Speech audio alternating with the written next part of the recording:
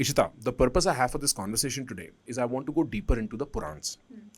And my idea is that you cannot go deeper into the Purans unless somebody provides a very real, holdable, tangible understanding of the Purans. Now, I'll tell you why I feel this way. When I was a kid, my father would sit me down every night. As a matter of fact, I think the deepest exercise me and him did as a father and a son, वो मेरे को कोई कहानी सुनाते थे, चाहे महाभारत से, चाहे रामायण से, चाहे इंडियन हिस्ट्री से. And in telling that story हर कहानी का एक अंत होता था, मॉरल ऑफ द स्टोरी. तुम उसको simply moral of the story बोल सकती हो. जब मैं 22-23 साल का हुआ, मैं अमेरिका में था. I was a lost sort of child, you know, in a very strange overwhelming city. I was listening to a lot of Jordan Peterson. And Peterson was taking the biblical text, the literature in Bible, and doing something very similar. Since then, I've spoken to, say, Amish Tripathi. I've spoken to him about the idea कि ये जो कर रहा है Peterson, what he's gotten very famous for doing, my father's been doing forever. However, in doing so, चाहे वो मेरे पापा हों, चाहे वो दुनिया भर के पंडित हों, चाहे वो आस्था चैनल पे बैठे हुए गुरु बाबा हों, इन लोगों की भाषा और इन लोगों का जो बताने का तरीका है ना Ishita, that is somehow it does not relate. And so वो पर्पस पूरा मिस हो गया. जो हमारी कमिंग जनरेशन है, जेन जी है, मिलेनियल्स हैं, जो हमारी एज के लोग हैं, people who are coming up on some level have a duty to preserve culture. But the people who are passing the baton are not doing a job well enough. That is my understanding, or at least let's say relatable enough, right? And so I don't want the depth of what Astha TV has to offer to go amiss on kids. And when I saw your channel, when I saw Sujji Bole, right? I realized that there's somebody doing this in a language that I love, understand, can comprehend and share. So that is the purpose. Sorry, it took me a minute and a half to go through the entire encyclopedic purpose of this podcast. But what I want to accomplish here is I want you to tell me, say 4, 5, 6, however many stories, right? Go deep with the stories. Take your time. Tell me those stories properly. And tell me what they mean. Because I think the effect that will produce is automatic curiosity. आप किसके बारे में ज़्यादा सुनना चाहोगे? पहली बात तो आप ये बताओ कि आपने कहा कि बचपन से आप इतनी सारी स्टोरीज सुनते आए हो, तो उनमें से सबसे इंटरेस्टिंग कौन सी लगती है? फ्रैंकली बचपन से सबसे ज़्यादा इंटरेस्टिंग मेरे को एज अ कैरेक्टर कृष्ण और कृष्ण के अराउंड की स्टोरीज लगी हैं. इनफैक्ट मैंने कोलंबिया में एक पूरा सेमेस्टर कृष्ण पे, चाहे वो भगवत पुराण है ना, भगवत पुराण हो, चाहे मैंने भागवत पुराण, भगवत गीता, भागवत पुराण, चाहे वो भागवत पुराण हो, चाहे वो और कृष्ण की पुरानी कहानियां हो, मैंने सब पढ़ा. ठीक है. And the reason I like Krishna a lot is because of the sort of flowy nature of him, right? It is not कि मैं तो भैया देखो परफेक्शन इनेबल करने आया हूँ. He is floating between the morality of this universe, right? I think Mahabharata similarly was very interesting, क्योंकि महाभारत में इतने कैरेक्टर्स और इतनी डेप्थ है that Game of Thrones does not seem novel, right? Like you are suddenly like bro I get this part, right? But I don't know. Tell me something about Shiv maybe. Tell me something about Brahma ji maybe. Take me on a journey. Okay, तो सबसे पहले I would like to start आपके सबसे favourite Krishna ji. ठीक है, कृष्ण जी का एक बचपन का सबसे फेमस स्टोरी है कि कृष्ण भगवान जब बहुत ज़्यादा शरारत कर रहे थे तो यशोदा माँ ने उनको एक ओखली से बांध दिया था. ओखली मतलब? ओखली मतलब जिसमें वो कूटते थे ना. अच्छा ठीक. हाँ? जिसमें वो मसाले वगैरह जो हाँ, कूटते हैं, हाँ, राइट. तो ओखली से बांध देते हैं वो उनको कि तुम यहाँ से हिलोगे नहीं, यहीं पे बैठे रहो. सुना होगा आपने, शायद मेरे को याद आ रहा है. काफी सारे कार्टून मूवीज वगैरह में भी दिखाते हैं. तो उसमें क्या हुआ था कि जैसे ही यशोदा माता कृष्ण भगवान को बांधना चाहती थी ना, तो उनकी रस्सी छोटी पड़ जाती थी. और ऐसे नहीं, एक रस्सी, 2 रस्सी, कम से कम 100 रस्सी ले आई होंगी, 100 की 100 रस्सी छोटी पड़ गई, पर सिर्फ 2 अंगुल. दैट इज इतना डिफरेंस. कृष्ण भगवान को बांधने आती थी, 2 अंगुल रस्सी छोटी पड़ जाती थी. क्या रीजन हो सकता है, आपको क्या लगता है? क्योंकि श्री कृष्ण जिस चीज का साइज चाहे बड़ा छोटा जो चाहे कर सकते हैं, तो उनको बांध पाना इम्पॉसिबल है. पर वो उनकी मम्मी थी, उनको पता था कि उनका इतना अच्छा से अंदर काफी ज्यादा मदरली इंस्टिंक्ट है, कुछ बुरा नहीं चाहेंगी, तो क्यों नहीं बन सकते वो? क्योंकि तुम पूरे संसार को नहीं बांध सकते, मेरे को नहीं पता, आई डोंट नो. अच्छा, nice thinking. But the thing was कि भगवान इस कथा के थ्रू ये बताने की कोशिश करते हैं कि जैसे 3 गुण होते हैं, गीता में 3 गुण कहे गए हैं, पूरी सृष्टि 3 गुणों से चलती है. तो सत्व जो होता है, जो सात्विक नेचर होता है, वो हमें भगवान के पास लेकर जाता है. ठीक है. और रजस और तमस होता है, वो थोड़ा सा हमें माया में लुप्त रखता है, माया में इन्वॉल्व रखता है. तो भगवान का वो जो 2 अंगुल का डिस्टेंस था ना, वो ये दिखाता है कि यदि तुम्हारे अंदर यदि तुम्हारे अंदर रजस और तमस है, तो तुम मुझे कभी बांध नहीं पाओगे, कभी पा नहीं पाओगे. बट अगर तुम्हारे पास सिर्फ और सिर्फ सतव है, अगर सिर्फ और सिर्फ अंदर प्योर इंटेंशंस है, तो तुम मुझे बांध सकते हो। तो जब वो जो 2 डिस्टेंस होता है ना, वो यशोदा मैया के अंदर ऑब्वियसली नहीं था, क्योंकि वो उनके बेटे थे, तो अल्टीमेटली वो उनको बांध पाई थी। बट आपने ये वाली स्टोरी भी सुनी होगी महाभारत में कि दुर्योधन ने कृष्ण भगवान को बांधने की कोशिश करी थी जंजीरों से, राइट? इतना बड़ा दिनकर साहब ने इतनी बढ़िया रश्मि रथी लिखी है उसके ऊपर, राइट? तो क्यों नहीं बांध पाए? बांधना तो वो भी चाहते थे, बांधना वो भी चाहते थे, बट इनसे वो बंध गए, और मतलब यशोदा माता से वो बंध गए और दुर्योधन से नहीं बंध गए। एक मिनट, तो यशोदा माता इवेंचुअली एक ऐसी रस्सी ढूंढ पाई जिससे वो बंध गए? नहीं, अच्छा। हर रस्सी, अब मैं इस बात पे भी आती हूँ, ठीक है, कम से कम 100, 150, 300 कितनी रस्सी लाई होंगी, वो किसी से भी नहीं बंधे, और सबकी सब, चाहे वो बड़ी लेकर आए वो छोटी लेकर आए, सिर्फ और सिर्फ 2 अंगुल का फर्क आता था। क्यों? क्योंकि भगवान और हम में, मतलब हम भगवान कब बन सकते हैं, मतलब भगवान के साथ एक कैसे हो सकते हैं? जब हम अपना नाम भूल जाए और अपना रूप भूल जाए। नाम मतलब मैं इशिता हूँ और मैं इशिता ऐसी दिखती हूँ। अगर सिर्फ मैं अपने बारे में सोचती रहूंगी, अगर मैं करती रहूंगी, तो भगवान का इसमें कहाँ टाइम है? हाँ, है ही नहीं। और जब तक अहम है तब तक परमात्मा तो है ही नहीं, है ना? जब तक हम आत्मा और अंश नहीं समझ पाएंगे अपना, तब तक हम परमात्मा में जा ही नहीं सकते, अगर मैं बहुत रफली बोलूं। हाँ, तो वो जो 2 अंगुल थे वो इसको रिप्रेजेंट करते हैं कि नाम और रूप को बाहर छोड़ कर आओ, तब मुझसे जाकर मिल पाओगे। और बंधने का मतलब ये नहीं है कि मतलब बांध दो, बंधने का मतलब ये है कि मैं आपका हो जाऊंगा। हाँ, तो जब तक यशोदा माँ में वो ममत्व, वो ममता थी कि मेरे को अपने बेटे को बचा के रखना है, तब तक अहम, तब तक एक लेवल पे वो 2 उंगली छोटी, उनकी रूप और उनका जो नाम है वो उनके जहन में था, उनके हाँ, उनकी चेतना में वो जीवित था। तुम मेरे को बहुत परेशान कर रहे हो, तुम मेरे को बहुत ज्यादा परेशान कर रहे हो, मैं तुम्हें बांधूंगी। बट जब उन्होंने कहा यार ई लल्ला तू चौ ना बंध रहो, मुझे बता। और जैसे उन्हें थकार कि वो बहुत ज्यादा परेशान हो गई, उन्होंने कहा अरे मेरी मम्मी है यार, प्लीज, मैं समझता हूँ कि कितना ज्यादा इंपॉर्टेंट इमोशन है। तो फिर वो फाइनली बंध जाते हैं। बट तीसरा एक रीजन था वो 2 अंगुल का, वो ये था कि जिस लीला की वजह से उन्हें बांधा जा रहा था ना, उसमें भी 2 लोगों का उद्धार लिखा था। तो वो जब ओखली के साथ, जब उनको बांध के चली जाती है, फाइनली भगवान बंध जाते हैं, ओखली से बंधे हुए होते हैं, तो वो ओखली को पीछे पीछे घसीटते एक पेड़ के पास पहुंचते हैं, और वो पेड़ उनके आंगन में होता है, और वो ऐसे करके जुड़ा होता है, नीचे से उनकी रूट एक होती है, पर वो 2 पेड़ अलग अलग जा रहे होते हैं। वो होते हैं मणिग्रीव और नल कुबेर, कुबेर के बेटे, जिनको श्राप मिला था कि वो एक बार नहा रहे थे, किसी नदी में नहा रहे थे, और नारद मुनि ने उन्हें देख लिया था। बट नारद मुनि को देखने के बाद उन्हें थोड़ी सी भी लज्जा नहीं करी, थोड़ी सी भी शर्म नहीं करी, और वो ब्लेटेंटली नेकेड उनके सामने खड़े रहे। तो उन्होंने कहा था जस्ट बिकॉज तुम इतने बेशर्मी से मेरे सामने खड़े हो, तुम पेड़ की तरह यहीं पे खड़े रहो। और जब तक हरि खुद नहीं, जब उनने बहुत ज्यादा अपोलोजाइज किया, उन्होंने कहा कि हरि तुम्हारा आकर उद्धार करेंगे। तो वो जो 2 अंगुल थे वो ये थे कि अभी लीला होनी बची है, बाकी है। तो वो उनको क्रेजी, ये 2 उंगलियों की लीला अभी बची है, तब तक मैं बंद नहीं सकता। राइट। और मैं इसीलिए बंध रहा हूँ क्योंकि मुझे इन 2 लोगों का उद्धार करना है। जो ये वाली बात भी है, नल कुबेर और मणिग्रीव वाली जो बात भी है, ये कितनी इंटरेस्टिंग बात है कि तुमने जो बेशर्मी दिखाई है, वो बेशर्मी तुम तब तक रिपीट करोगे जब तक तुम भगवान को समझ नहीं जाते। जिस जड़ रूप में जब तुम चेतना को, है ना, हम इतना ज्यादा, जैसे विवेक चेतना होती है जिसके थ्रू हम सोचते समझते हैं, वो इतनी डायनेमिक, इतनी बड़ी चीज है कि आप उसे बांध नहीं सकते। बट जब आप उस चेतना को यूज करना बंद कर देते हो ना, वो जड़ बन जाती है। मतलब कुछ उसमें कुछ बन नहीं रहा, कुछ पनप नहीं रहा, वो बढ़ नहीं रही। तो उन्होंने कहा कि क्योंकि तुमने अपनी विवेक और चेतना को इतनी जड़ तरीके से यूज किया है, तो तुम भी यहाँ पे जड़ की तरह खड़े रहो। मौसम आएंगे, आंधी तूफान सब आएगा, पर तुम यहाँ पे नग्न ही खड़े रहोगे पेड़ के रूप। पता है, इससे मेरे को ना एक बात याद आई। मैं एक दिन ट्विटर पे पढ़ रहा था, एक बंदा कहता है the underlying message of Buddhism is very clear, ठीक है, that you cannot elongate and extend good times by asking for it, but you can definitely elongate bad times by wishing for good times. And it sounds something like this ना यहाँ पे, कि तुमने अपनी विवेक, अपनी चेतना को इस तरीके से बह जाने दिया, इस तरीके से जड़ जाने दिया है कि जब तक ये बदला नहीं जाता तब तक तुम इस बुरे वक्त में ही फंसे रहोगे। और ये एक लेसन है कॉमन सबकी लाइफ में, है ना, कि तुम्हारा अगर बुरा वक्त चल रहा है और तुम अगर अच्छे की पुकार कर रहे हो और बुरे को बुरे की तरह नहीं देख रहे ना, तो फंस जाओगे, है ना। एग्जैक्टली। तो फिर उनको हरि ने क्या किया?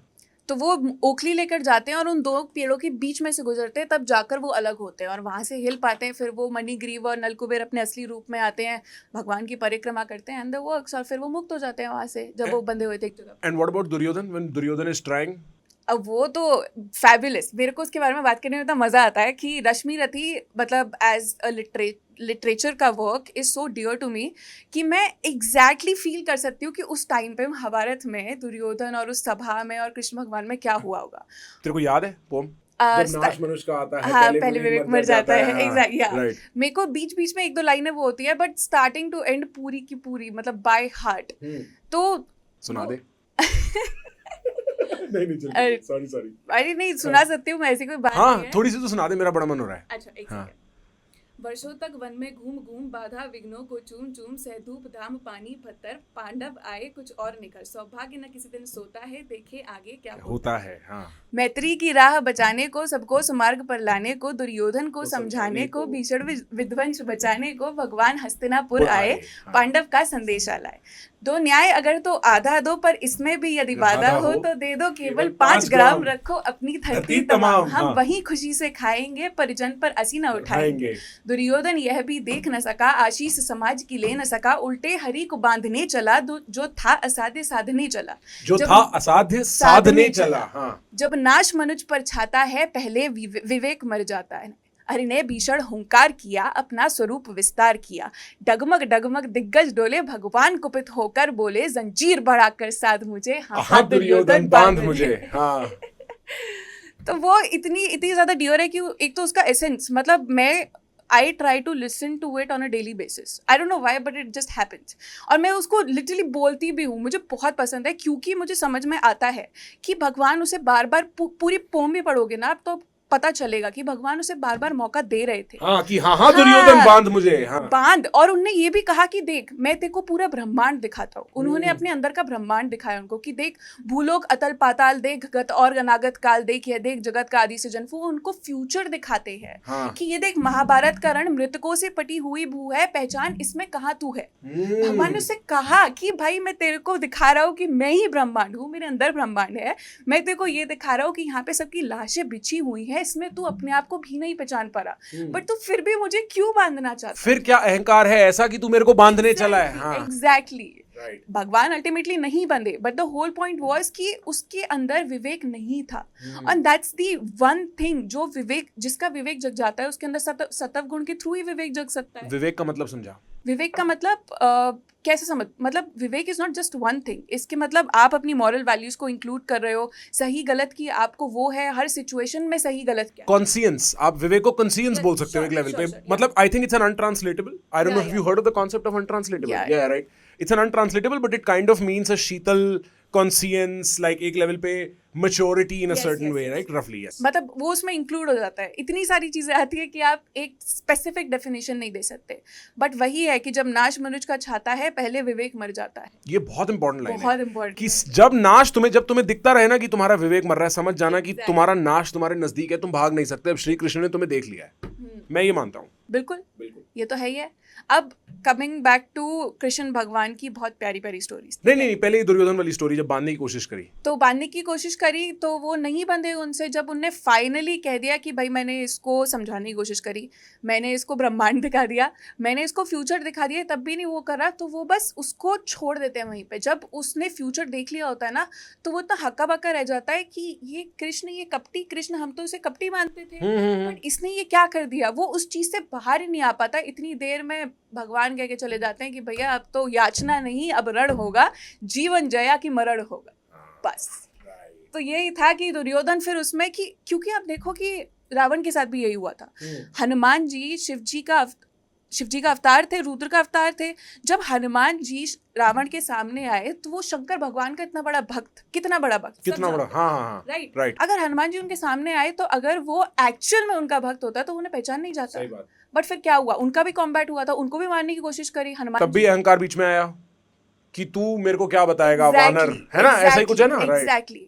पूछ जलाने की कोशिश करी। रामायण का युद्ध चल रहा था, उसके टाइम पे भी उनको मारने की कोशिश, हैंड टू हैंड कॉम्बैट हुआ था।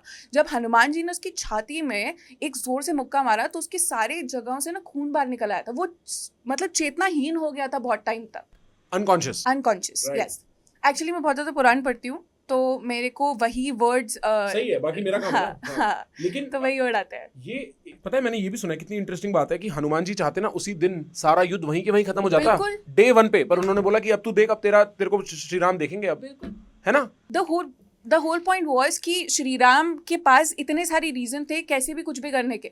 हनुमान जी लंका जाकर सीता माता को अपने कंधे पे भी बिठा के ले आते, जो की बात हुई थी वहां पे। बट सीता माता ने क्या कहा कि मैं नहीं चाहती कि आगे भी कोई सीता हो जिसके साथ ये हो, और अगर हो तो उसे पता होना चाहिए कि उसका विध्वंस कैसे लिखा हुआ है, कि राम आएंगे और उसका विध्वंस करेंगे, चाहे वो कितना भी इम्पॉसिबल हो। मैंने सुना है हनुमान जी को ऐसा कहते हैं ना कि हनुमान जी अमर है, वो अभी भी घूम रहे हैं, चिरंजीवी। हाँ, तो अभी भी वो कहीं हो सकते हैं, क्या पता यहीं पर हो। कितनी क्रेजी बात है ना। क्योंकि फिर आदमी को, जैसे मैं अपनी गर्लफ्रेंड को समझा रहा था, उसको काफी इंटरेस्ट है, ठीक है, और मैं उसको समझाता रहता हूँ, तो मैंने उसे बोला सुन, तेरे को कभी भूत से डर लगे ना, तेरे को क्या करना, तेरे को सही में रियल बात है, मैंने बोला तेरे को ये सब नहीं करना, ये सब नहीं चलेगा, ये इंडिया है, ठीक है, यहाँ पे जय हनुमान ज्ञान गुण सागर बोलना, सारे भूत गायब ब्रो रात के अंधेरे में, ठीक है। तो कितनी क्रेजी बात है कि हनुमान जी आ सकते हैं। अगर आप एक बार जेन्युइनली आंख बंद करके प्रेयर ले लो ना, तो उनकी शक्ति तो आ ही सकती है ना, उनकी एसेंस तो फील हो ही सकती है, राइट। आपको पता है एक इंटरेस्टिंग बात, कि जब भी कोई अपने घर में अखंड रामायण का पाठ करवाता है ना, तो एक लाल कलर का कपड़ा अलग से रखा जाता है कि हनुमान जी राम कथा सुनने के लिए आएंगे, हर कोई रखता है। और कभी कभार आपने देखा भी होगा कि कोई रामायण खोलता है, उसके बीच में से एक कपड़ा निकलता है, वो साइड में रखते हैं, उसके बाद वो रामायण पढ़नी शुरू करते हैं। वो भी हनुमान जी के लिए, वो हनुमान जी के लिए। लोग कहते हैं कि जैसे ही राम का नाम लोगे वैसे ही हनुमान भागे चले आएंगे। तो वो इसी वजह से जब अखंड रामायण का पाठ होता है, स्टार्ट टू एंड जब एक ही साथ पढ़ी जाती है बिना रुके, तब हनुमान जी के लिए स्पेसिफिकली एक गद्दा, एक कपड़ा बिछाया जाता है कि वो आकर बैठ के प्रेम से सुनेंगे। हनुमान जी को समझने का सही तरीका क्या है? हनुमान जी को कौन समझ सकता है, बट सूजी बोले ओनली, बट सी, मैं हर किसी के लिए बोलती हूँ, जो लोग कहते हैं कि देवी को कैसे समझना है, शिव जी को कैसे समझना है, मैं सीधा सीधा बोलती हूँ कि इनको समझने का कोई तरीका नहीं है। But I tell you a very interesting thing, जो कि मैंने बहुत ज़्यादा साधना, बहुत ज़्यादा अध्ययन के बाद रियलाइज़ करी। ठीक है, आज के टाइम में लोग कहते हैं कि हम हनुमान जी जैसे अष्ट सिद्धि नवनीत के दाता, वो दाता है, तो अगर हम काल भैरव की पूजा, हनुमान जी किसी की भी पूजा करते हैं, तो वो हमें अष्ट सिद्धि प्रदान करेंगे। अष्ट सिद्धि 8 सिद्धियां, ठीक है 8 सिद्धियां बीइंग कि आप छोटे हो सकते हो, साइज में बड़े हो सकते हो, थोड़ा वेट कम कर सकते हो, जैसे हनुमान जी ने किया था सुरसा के साथ, वो बिल्कुल छोटे हो गए थे, राइट। तो ऐसी 8 अलग अलग टाइप के सिद्धियां होती हैं। बट द थिंग इज कि आज के टाइम में क्या आपको लगता है कलयुग में सिद्धियां प्राप्त करके कोई आपको एक एंटमैन की तरह छोटा हो सकता है या फिर बड़ा हो सकता है? नहीं ना। सिद्धियों का असली मतलब ये होता है कि आप हर परिस्थिति में, हर परिस्थिति के हिसाब से, और हर मनुष्य, हर जीव, हर पशु के सामने सामान्य स्थिति में रहो, चाहे वो इतनी छोटी सी चींटी हो, चाहे वो बहुत बड़ा भारी हाथी हो, आपकी आंखों में वो दोनों सामान्य हैं। या फिर I offer an alternative here. देख, मैं ना, जब तू लोगों से बात करते हैं हम लोग, ठीक है, डिपेंडिंग ऑन हम किससे बात कर रहे हैं, हम एक कैरेक्टर प्ले करते हैं कंसिस्टेंटली, राइट। अगर मैं चीफ जस्टिस ऑफ इंडिया से बात कर रहा हूँ ना, तो मेरे को बहुत छोटा बन के रहना पड़ेगा, पर अगर मैं अपनी छोटी बहन से बात कर रहा हूँ तो मेरे को बड़ा बन के रहना पड़ेगा। और मेरे को ये मेरा एक लेवल पे दायित्व, मेरी ड्यूटी है कि मेरे को ये कैरेक्टर्स प्ले करने हैं, और इन कैरेक्टर्स तक पहुंच पाना, इस फ्लेक्सिबिलिटी में रह पाना कॉन्शियसनेस के साथ। बिकॉज मैं, when I speak of psycho spiritual stuff, I think one of the biggest obstacles people have is उनका ना एक सेल्फ कॉन्सेप्ट होता है, मैं कौन, जिसको हम अहम, ईगो, अहंकार, ये सब बोलते हैं, और आदमी उसको लेके कभी बेंड नहीं हो पाता, और फिर सर्कमस्टेंस उस सेल्फ कॉन्सेप्ट को हर्ट करता है, और आदमी ना तितर बितर हो जाता है, उसको समझ नहीं आता वो क्या करे। सारे गुस्से की वजह वो है कि हनुमान तूने मेरे को छोटा बोल कैसे दिया, राम तूने मेरे साथ ऐसा कर कैसे दिया मेरी बहन के साथ, अब मैं तेरे को बताता हूं। वो अहम मुड़ता नहीं है। वो मोड़ पाने के लिए मेरे को लगता है जो भक्ति भाव हनुमान जी का है, जो एक डिवोटेड सर्विस का सेंस है, समर्पण, एक सबमिशन जो है उनका एक कॉज के प्रति, वो मेरे ख्याल से कमाल है। वहीं से वो आता है। एग्जैक्टली। अष्ट सिद्धि इज नथिंग बट हर परिस्थिति में अपने आप को ढाल लेना, और हर कोई आपके सामने सामान्य रहना। यू कांट हैव अ बायस कि वो बड़ा है, वो छोटा है, सब लोग, मैं सबके प्रति इतना ही प्रेम से ही बात करूंगा, इतना ही रिस्पेक्ट रखूंगा जितना उसके प्रति और उसके प्रति है। दैट्स व्हाट अष्ट सिद्धि is, that's what Hanuman ji does. जब आप समझते हो कि हनुमान जी कौन है, हनुमान जी ने क्या किया, चाहते तो वो क्या कुछ नहीं कर सकते थे, पर क्यों नहीं किया? क्योंकि वो उनकी तरफ डिवोटेड थे। थे राम जी के प्रति, जो राम जी कहेंगे वही होगा और कुछ नहीं होगा, क्योंकि वो जानते थे कि हम प्रभु में जब निष्ठा रखेंगे तभी हमारा कल्याण हो सकता है, जब हम अपने आप को समर्पित करेंगे तभी कुछ हो सकता है। तो हनुमान जी अगर आज के टाइम में हम बनना चाहते हैं तो पहले हमें समर्पण दिखाना पड़ेगा, चाहे किसी के भी प्रति। अगर आप आर्टिस्ट हो तो आप म्यूजिक बनाने में अपना समर्पण दिखाओ, आप बन जाओगे हनुमान जी। बट क्या आपके अंदर वो समर्पण है? वो कंप्लीट समर्पण, वो हाफ वे नहीं, हाफ वे नहीं, हाँ, नहीं, कि आपका सेंस ऑफ सेल्फ डिसॉल्व होके उस मिशन, पर्पस, मीनिंग, उस व्यक्ति, उसके व्यक्तित्व जो भी उसकी तरफ बहने लगे, फिर एक तरीके का नशा हो जाए, एक तरीके का बहाव बन जाए, एक फ्लो बन जाए। आप रहते ही नहीं हो ना आप फिर। राइट। जब आप समर्पित कर दोगे तो आप नाम की कोई चीज ही नहीं होगी, मैं नाम की कोई चीज ही नहीं होगी। समर्पण कहते ही इसको हैं, जब हम अपना सब कुछ समर्पित कर देते हैं, अच्छा बुरा भला जो भी है भगवान के प्रति समर्पित कर दो। अब लोग इसको ये भी समझते हैं कि अगर हम सब कुछ भगवान के प्रति समर्पित कर देंगे तो हम कमाएं क्या। इसका मतलब ये नहीं है। इसका मतलब मैं कहूंगी कि आप भगवान को समर्पित कर दो, ये नहीं है कि आप घर जाकर सारा सामान लेकर मंदिर में दान कर दोगे। इसका मतलब ये नहीं है। इसका मतलब ये है कि अगर आपने मुझे यहाँ से A to B पॉइंट तक पहुंचाया है तो B to C, C to Z भी आप ही लेकर जाओगे। सब कुछ आपके ऊपर। और जो मेरे साथ अच्छा बुरा गंदा नया पुराना होता है वो सब, उससे कोई मोह नहीं है मेरा, नहीं है, वो मोह मेरा नहीं है। जो कर्मण्यवाद करस्ते मा फलेषु कदाचन है ना, कर्म करो फल की चिंता मत करो, फल मैं दूंगा, फल, राइट। कि फिर उस यार तुम्हारा काम करना है, तुम उसको भी करके उसकी श्रद्धा जो है भगवान में समर्पण कर दो, फिर जो हो रहा है वो होने दो। फंडामेंटली बात यही है ना।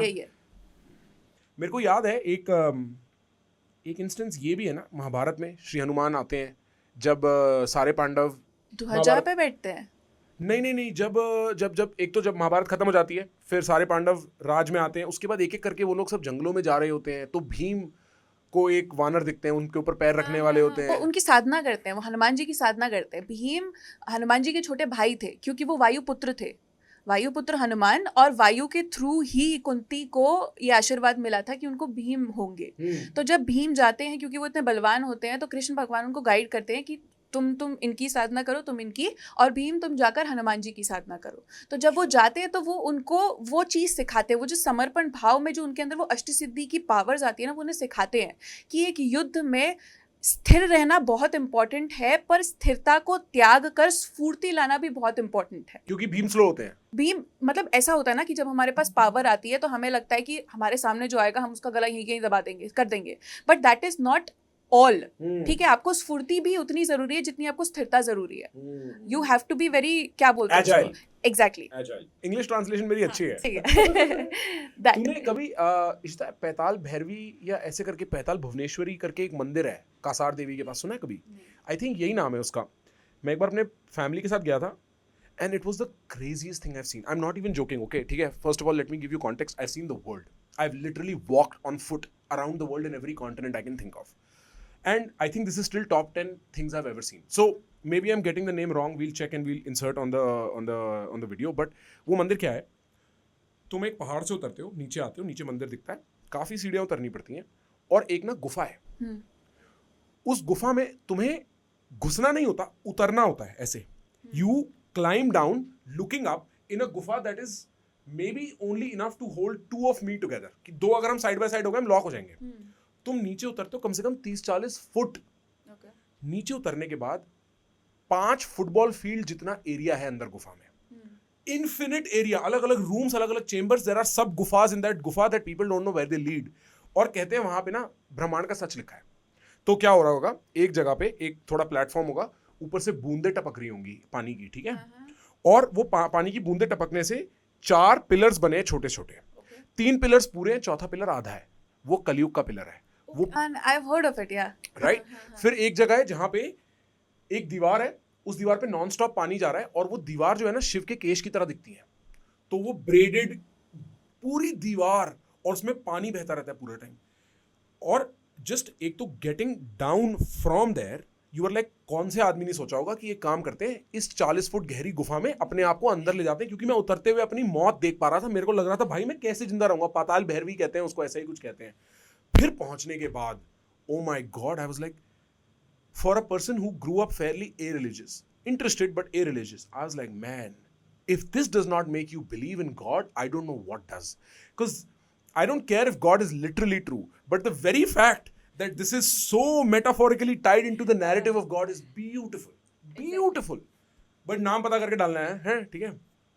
ठीक है, तो हम हनुमान जी पे डिस्ट्रैक्ट हो गए. Let's come back to Shri Krishna. You were telling me more interesting stories. हाँ, श्री कृष्ण की दूसरी सबसे फेमस स्टोरी आपने सुनी होगी, गोवर्धन पर्वत वाली स्टोरी. बिल्कुल सुनिए मैंने, क्योंकि हम गोवर्धन में मानते हैं एज अ फैमिली ना. हाँ, तुम्हारे यहाँ भी मानते होंगे? हाँ, आप मथुरा से तो हाँ, हम सेम ही, हाँ, उसी एरिया के हैं. राइट. तो फिर तो क्या, तो मैंने परिक्रमा भी ली है. तूने लिए? मजा आता है, बहुत मजा आता है सच में. हाँ.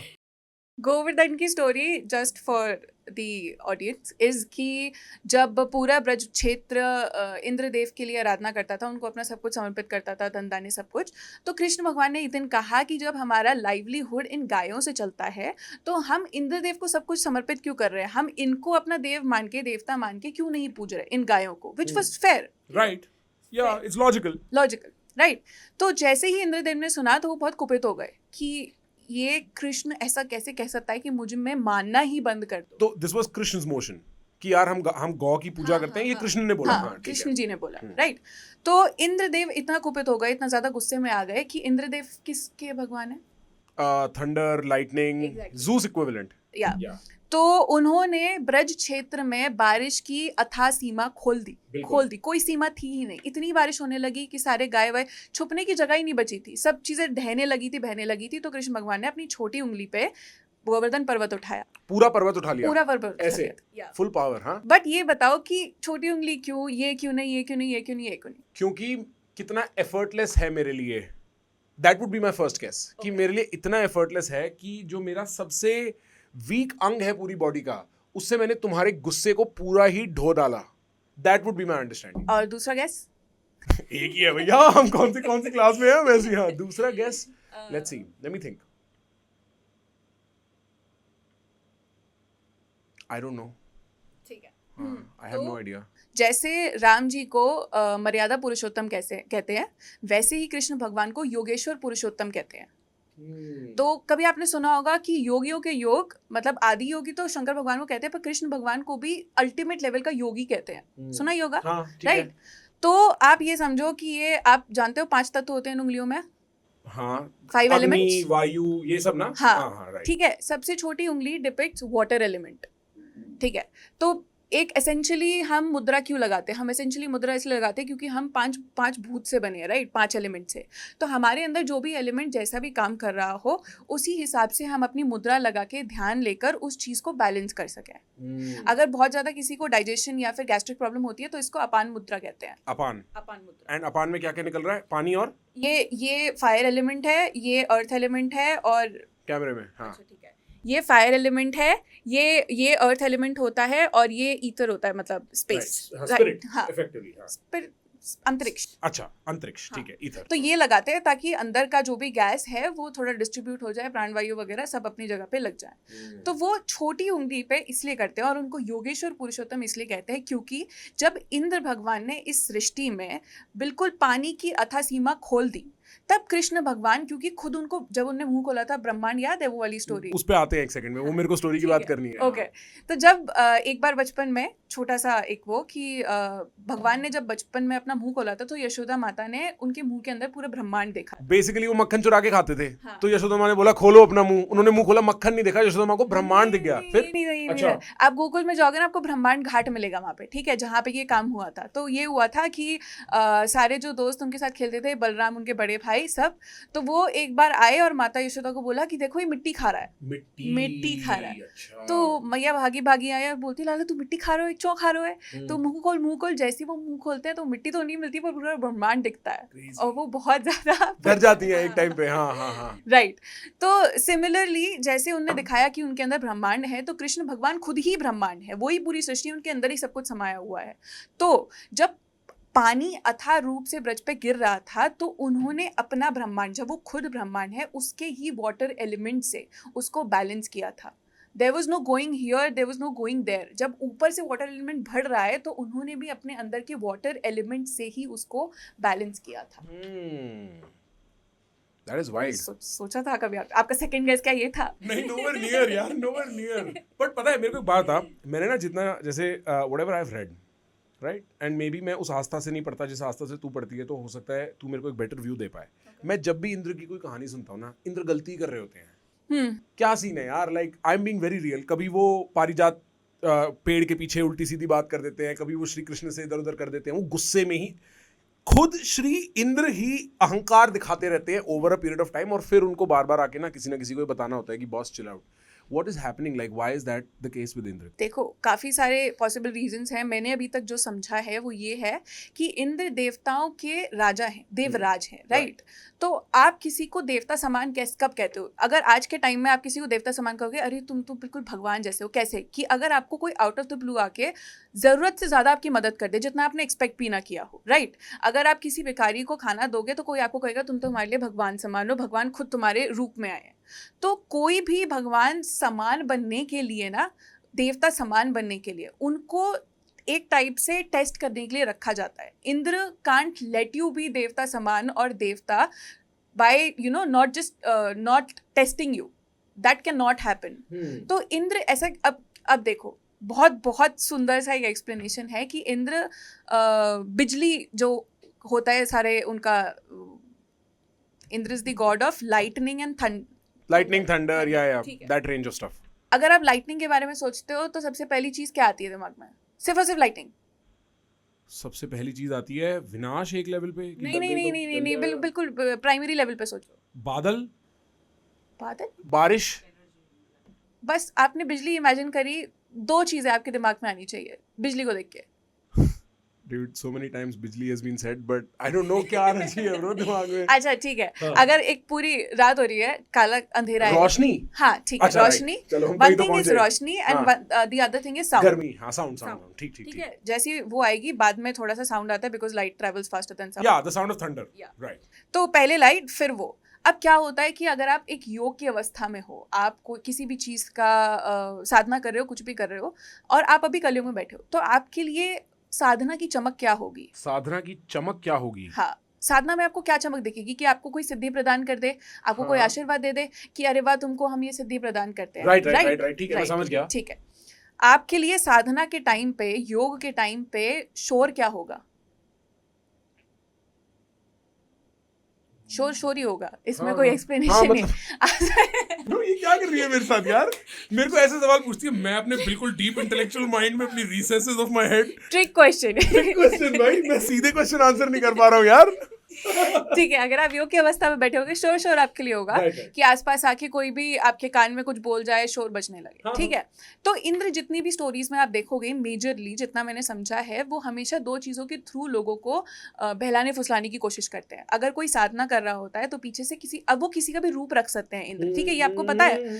तो किसी का भी रूप रख के आते हैं. शेर का रूप रखेंगे, मोर का रूप रखेंगे, हर चीज का रूप रखेंगे. आसपास शोर मचाएंगे कि इंसान भड़बड़ा के उठे और देखे कि आसपास क्या हो रहा है, मेरे को कोई शेर खाने तो नहीं आ रहा. तो अगर एक योगी एक प्रॉपर योगिक अवस्था में बैठा हुआ है तो उसको शेर से भी डर नहीं लगेगा, उसे मोर से भी डर नहीं लगेगा. तो दैट इज वन टेस्ट, कि वो देखे कि क्या ये पूर्ण रूप से बैठा हुआ है अपनी साधना में, या फिर बस ऐसी मजे हो रहे हैं यहाँ पे. राइट. क्या इसकी साधना इतनी सच्ची है कि ये इस थ्रेट को सरवाइव कर सके? Right. Because sorry to interrupt, you know why I got excited is, जब आप बैठते हो ना बहुत लंबी लंबी साधना में, आपका दिमाग इतने टाइप के खेल खेलता है ना कि आप आंख खोल लो, कि आप ध्यान तोड़ दो, कि आप इधर उधर देख लो, कि भाई ये कहानी सुनाने लगेगा, के अरे ये वाली परेशानी याद आ जाएगी, बैंक जाना है, बैंक जाके काम करना है. और वो सब जो है ना, वो मन के छलावे हैं, ताकि मन शांत ना हो, ताकि साधना पूरी ना हो, ताकि ध्यान अटूट ना हो. तो ये उससे मेरे को रिलेटेड लगा. हाँ प्लीज सॉरी. नहीं तो क्या. तो अब जहाँ तक रही साउंड वाला पार्ट हमने कर लिया. ठीक है. अब रही चमक की बात. तो जब भी इंद्र किसी से साधना के बीच में आते हैं ना, तो वो उनको वर देते हैं, आशीर्वाद देते हैं कि मांगो जो तुमको माना है. अगर योगी एक पूरी अवस्था में है और उसे पता है कि उसे भगवान से एक होना है, तो वो कभी भी वर एक्सेप्ट करेगा ही नहीं. उसने कहा कि मैं यहाँ पे वर के लिए नहीं बैठा हूँ, मैं यहाँ पे भगवान के लिए बैठा हूँ. राइट. पर अगर वैसे ही कोई देवता का है, देवता को अपने पूरे काम में निष्ठा के साथ, एक पूरे समर्पण के साथ काम करना पड़ेगा, तभी वो देवता बनेगा और तभी वो प्रोडक्टिवली उस चीज को संभाल पाएगा और सब कुछ गवर्न कर पाएगा. राइट. तो अगर वो वहाँ पे देवता बनने बैठा है तो वहाँ पर आते हैं कि भाई हमने तुम्हें आशीर्वाद दे दिया, तुम बहुत अच्छी साधना करी तुमने. पर अगर तुम यहाँ पे भगवान की प्राप्ति के लिए बैठे हो तो वो एक छलावा है, वो चमक एक छलावा है कि यहाँ पर हम तुम्हें आशीर्वाद दे रहे हैं, काम करो, वर लो और तुम खुश रहो. क्या दिक्कत है? कि take the compensation and get out. Right. या राइट. तो ये इंद्र एक टाइप का ना टेस्ट लेते हैं आपका, कि क्या आप जो कह रहे हो उस पे दृढ़ उतर रहे हो. तो इंद्र एक लेवल पे मेरी साधना, चाहे वो साधना मेरी कर्म के प्रति हो, चाहे वो भक्ति के प्रति हो, चाहे वो ज्ञान के प्रति हो, चाहे किसी भी टाइप की साधना हो मेरी, राइट, उस साधना में जो बाधा है, जो चमक है, जो डिस्ट्रैक्शन है, जो मेरे को उससे दूर ले जाती है, एक शॉर्ट टर्म प्रॉमिस ऑफ ये ले लो, आप ये वाला गिफ्ट ले लो ना, और वहां पे जिसका मन फिसल गया, जिसने विवेक नहीं, अपनी विवेकता नहीं दिखाई है ना, जिसका मन शांत और ठंडा नहीं है, जो उस तरफ नहीं जा रहा, वो भटक जाएगा। बिल्कुल। तो इंद्र एक टेस्ट है, इंद्र एक टेस्ट है, और उसमें इंद्र कितने देवराज है, questions हैं? He has to make sure कि अगर मैं देवताओं का राजा हूं तो जो देवता बने वो एक बढ़िया, एक अच्छा ही आदमी बने और कोई ना बने। पुराणों में कितना लिटरेचर है, कितना टेक्स्ट है, like how many books if I may? 18 महापुराण है और उपपुराण बाकी के हैं। और इनमें कोई कमेंट्रीज नहीं है, ये सब नैरेटिव्स हैं, कहानियां हैं ये। कमेंट्रीज एज इन जैसे क्या होता है, अगर आप कभी जूइश या आप Christian, I am not to read on the Islamic faith, but if you, so for instance I know enough about the Jewish faith, right, उनका क्या रहता है, उनकी एक मेन बुक रहती है which is the Bible, the Old Testament, and then there is the Torah Talmud which is a commentary that has been done by the many rabbis of the past, कि इसको interpret कैसे करना है। वो interpretive text है, और मेरे ख्याल से इस्लाम में भी होता है, बट हाँ सॉरी, हाँ हमारे उसमें भी होता है और उसको टीका कहते हैं। अच्छा, कि बहुत बड़े बड़े संत जो रहे हैं, साधु रहे हैं, उन्होंने उन पुराणों का टीका करा है। अभी भी काफी होता है। अगर जैसे मैं किसी चीज का इंटरप्रिटेशन करके किताब निकालूं, वो मेरा टीका लगा हुई होगी, उसको हिंदी में ये कहते हैं, तो वो भी करा है लोगों ने। अगर आज के टाइम में जो आप भागवत पुराण पढ़ते हो, उसको सुख सागर कहते हैं, सुधा सागर, सुख सागर, लोग अलग अलग नाम से कहते हैं।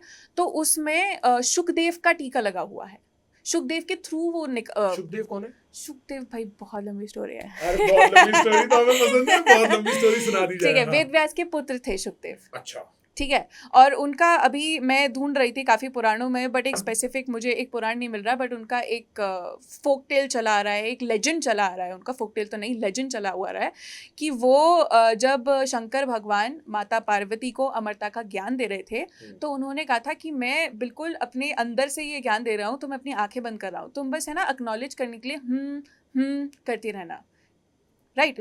तो उस टाइम पर एक तोते का बच्चा, तोता मतलब मदर पैरेट, वो सिटिंग देयर, और उनके पेट में एक तोता था, या फिर वो बच्चा साइड में था, बच्चा था, लेट्स अज्यूम बच्चा था।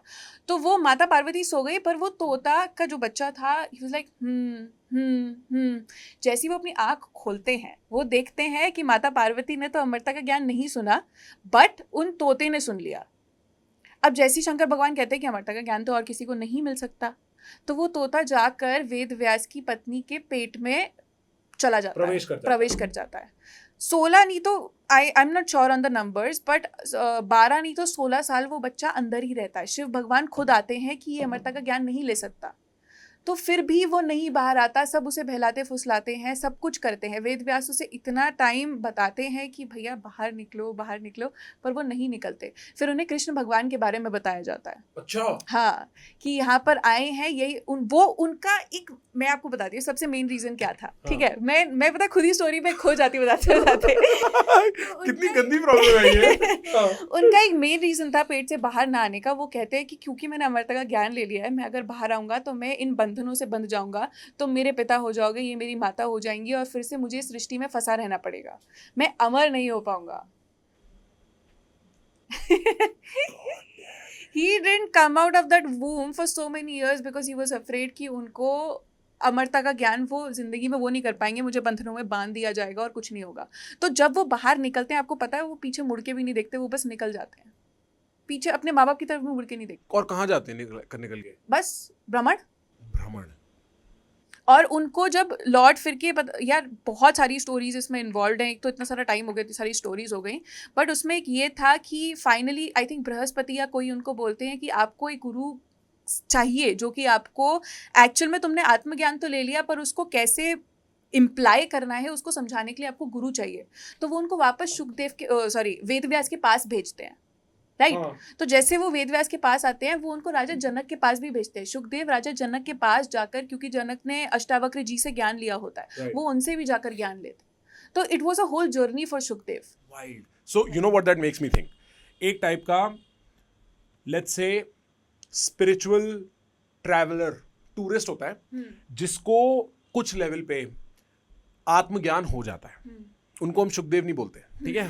मैं कह रहा हूँ एक टाइप का आदमी होता है और वो वहां जाने के बाद उस मधुर स्वर में ना खो जाता है, उसको बड़ा मजा आने लगता है उसमें। और जब उसको वो मजा आता है ना, वो कहता है मैं अब इस पाठशाला से, इस क्या बोलूँगा मैं, आश्रम से, मैं इस अपनी जो मेरी एक कंफर्टेबल अवस्था है, एक इंसुलेटेड मेरा यूनिवर्स है, इससे बाहर नहीं निकलना चाहता मैं। जैसे सुखदेव वेदव्यास की पत्नी के पेट से बाहर नहीं निकलना चाहते थे, क्योंकि मैं निकलूंगा तो मैं फिर बन जाऊंगा। अगर मैंने अपने आप को बदला और मैंने फिर से दुनिया को देखना शुरू करा तो मेरा आत्मज्ञान मेरे हाथ से निकल जाएगा, ये मधुर स्वर मेरे हाथ से छूट जाएगा।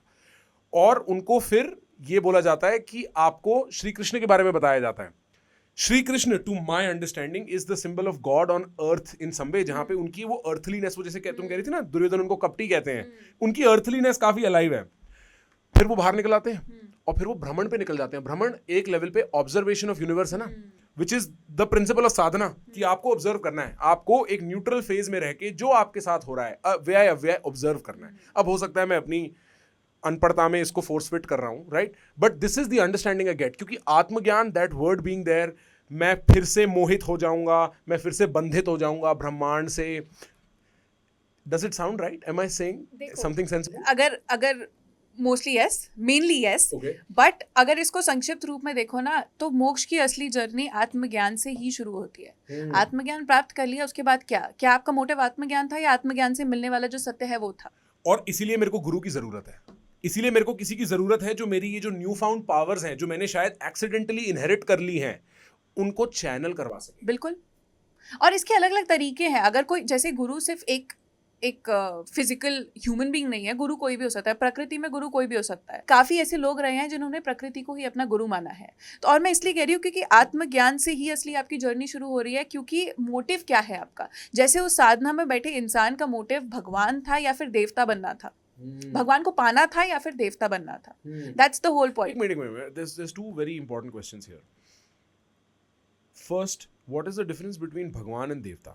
Okay. And second, what do you mean आत्मज्ञान से जर्नी शुरू होती है? Okay. क्योंकि I can make the mistake of thinking कि आत्मज्ञान ही तो पर्पस है। जर्नी मतलब मेरा कंसेप्शन कहता है, मेरा अनएडुकेटेड अनपढ़ कंसेप्शन कहता है कि आत्मज्ञान पे ही तो गाड़ी रोकनी है।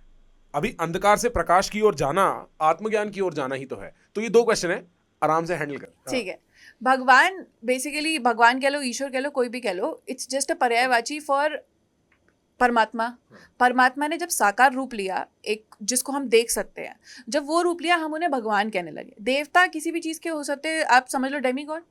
अच्छा, ठीक है, देवता इंद्र है, पर एग्जैक्टली इंद्र की पूजा तो नहीं करते कोई, बहुत कम, अगर क्षेत्रों में होती हो तो होती हो, वैसे तो नहीं होती, होती कृष्ण भगवान की ही है। तो वैसे ही देवता और उनका वो होता है कि भगवान जब अपना काम डेलीगेट करते हैं उनको देवता कहते हैं, और भगवान तो जब परमात्मा साकार रूप से आते हैं उनको हम भगवान कहते हैं। ठीक है, तो ये तो हो गया फर्स्ट क्वेश्चन। सेकंड, आत्मज्ञान जर्नी वहां से शुरू होती है, मेन जर्नी वहां से शुरू होती है, क्योंकि जब आपने आत्मज्ञान को इसका एक बार दोबारा सुनो पे आप। नहीं मैंने ये नहीं बोला जर्नी, मेन जर्नी, मेन। ठीक है, मेन जर्नी का जो मेन पार्ट है वो आत्मज्ञान से शुरू होता है, क्योंकि आत्मज्ञान की प्राप्ति के बाद, क्या आपका मोटिव अगर आत्मज्ञान था, अगर आपने आत्मज्ञान प्राप्त कर लिया, क्या आप उससे सेटिस्फाइड हो कि आपको ज्ञान मिल गया, बस खत्म? मेन चीज ये है कि आत्मज्ञान को प्राप्त करने के बाद उसको अपनी जिंदगी में, अपने जीवन में लागू कर कर रखना और फिर भगवान के पास जाना। कोई ये नहीं कह रहा कि आत्मज्ञान प्राप्त कर कर आप भगवान से मिल जाओगे। कोई ये नहीं कह रहा कि atmagyan is equal to paramatma. Nobody said that, but atmagyan is the only way to paramatma. That is what. पता है, तू इतनी सारी बातें बोल जाती है, मेरे को तो वो डाइजेस्ट करने में 1.5-2 मिनट लग जाते हैं। मैं कह रहा हूँ भाई, एक तो अच्छा, एक तो philosophically dense, okay, narratively dense stuff, then on top of that spoken in स्पष्ट हिंदी, ब्रो। है भाई, मैं तो समझ नहीं पाता कि ये एक साथ कहाँ से मैं निकालूं अगला question. Crazy, that is insane, that is insane. हाँ, तो we'd spoken about Krishna, we'd spoken about Hanuman briefly, we'd even begun to understand Indra. मैं लेके चलती दूसरी स्टोरी पे। हाँ, मेरे पास है, I had a story, but yes please, I love the enthusiasm. Okay, तो एक ये स्टोरी होती है कि सती माता को तो जानते होंगे, जो कि यज्ञ में अपनी योगाग्नि से उन्होंने अपना देह त्याग दिया था। तो उनके स्टार्टिंग में चलते हैं, ठीक है। दक्ष प्रजापति की वो बेटी थी। दक्ष प्रजापति ब्रह्मा जी के बेटे थे। दक्ष प्रजापति ने बहुत सालों आराधना करी थी कि देवी आप मेरे घर में एक साकार रूप में आओ और हमारे यहाँ जन्म लो। तो देवी ने उनको आशीर्वाद देके बहुत सालों की तपस्या के बाद बोला था कि मैं तुम्हारे घर में आती हूँ, मैं तुम्हें आशीर्वाद देती हूँ, बट जिस भी पॉइंट पर तुम मेरे को किसी भी रूप से हर्ट करोगे या फिर कोई ऐसा शब्द बोलोगे या फिर कुछ कटु वचन बोलोगे, मैं वहीं से तुम्हारे सामने लुप्त हो जाऊंगी। तुम मुझे अपने सामने जलता देखोगे, वहां से जाता हुआ देखोगे या फिर जो भी है। तो जब ये सब हो रहा होता है, जब सती माता कहती हैं भगवान शंकर को कि दक्ष प्रजापति यज्ञ रख रहे हैं, मुझे जाना है, तो शंकर भगवान कहते हैं, शंकर भगवान को पता था क्या होने वाला, ऑब्वियसली अंतर्यामी है, सती माता को पता था कि क्या होने वाला है, अंतर्यामी। तो शंकर भगवान उनसे मना करते हैं कि मत जाओ, पर सती माता कहती है कि नहीं, मुझे जाना है। क्यों? क्योंकि शंकर भगवान और माता पार्वती का मिलन ही, माता पार्वती माता सती का मिलन ही ये पूरी सृष्टि है। बट अगर कोई उनमें से एक रियलिटी को फेस ना करे, आगे आने वाले इवेंट्स को फेस ना करे, तो क्या हो सकता है? अनहोनी हो सकती है, सृष्टि खत्म हो प्रलय जाएगी, हो सकती है, सृष्टि खत्म हो जाएगी सिंपली। तो जब वो उनसे कहती है रिपीटेडली कि मुझे जाना है जाना है, और शंकर भगवान को पता था कि यहाँ पे क्या होने वाला है, तो शंकर भगवान उनकी तरफ से मुंह घुमा के है ना दूसरी तरफ जाने लगते हैं। तो जब माता सती ये कह रही होती है ना कि मुझे जाना जाना है, तो वो क्रोध से ना काली होने लगती है, वो काली का रूप ऑलमोस्ट धारण कर लेती है। पर जैसे ही शंकर भगवान मुड़ के जाते हैं, वो उनको 10 अलग अलग डायरेक्शन से घेर लेती है। 10 डायरेक्शन बीइंग 8 अपनी नॉर्मल जो 2D प्लेन पे बनती हैं, एक ऊपर और एक नीचे से। और इसी रूप को माता का 10 महाविद्या का रूप कहा जाता है, जिनकी पूजा तांत्रिक फॉर्म्स में होती है। ठीक है। और वो इस वजह से क्यों? क्योंकि अगर शिव शक्ति का एक पार्ट एक्सेप्ट नहीं कर पा रहा रियलिटी को, शिव शक्ति का एक पार्ट आज के टाइम में लो, अगर आप किसी के साथ एक पार्टनर हो, अगर आप शिव शक्ति को उस रूप में देखो, अगर वो एक पार्टनर नहीं उसको एक्सेप्ट कर पा रहा, तो दूसरे वाली की रिस्पॉन्सिबिलिटी है कि या तो वो हैंडल करे या फिर उसको सच दिखाए कि भैया you can live in a bubble, what are you doing. Right. Same thing happened जब काली माता ने अपना उग्र रूप रखा था, रक्त बीज के रक्त को पीने के बाद जब वो बहुत ज्यादा उन पर सवार हो गया था, वो तमस गुण, तो शंकर भगवान बिल्कुल सिंपली आकर उनके सामने लेट गए थे। कुछ नहीं किया था उन्होंने, बस सामने आके लेट गए। जैसे ही माता काली ने उनके ऊपर पैर रखा तो उनकी जीभ बाहर आ गई, जो कि सबको पता है, राइट।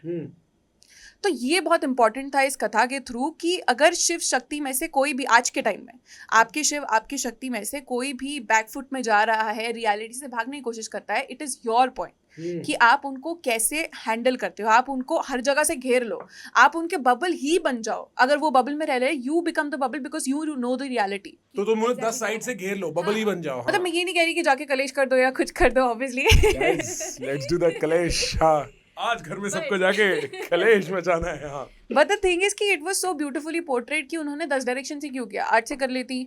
तो इट वाज लाइक कि यू हैव टू एक्सेप्ट कि आगे क्या होने वाला है।